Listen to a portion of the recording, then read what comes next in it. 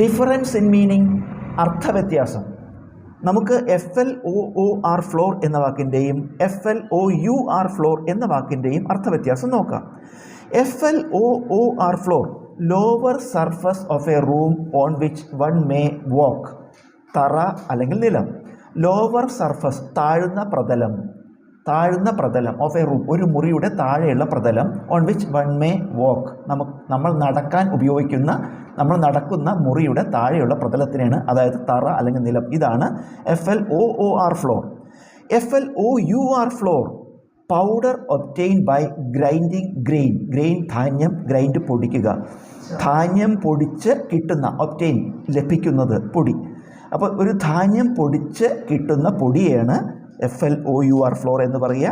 മലയാളത്തിൽ പൊടി എന്ന് പറയാം. ഉദാഹരണമായിട്ട് നമുക്ക് റൈസ് ഫ്ലോർ, അരിപ്പൊടി, വീറ്റ് ഫ്ലോർ, ഗോതമ്പ് പൊടി.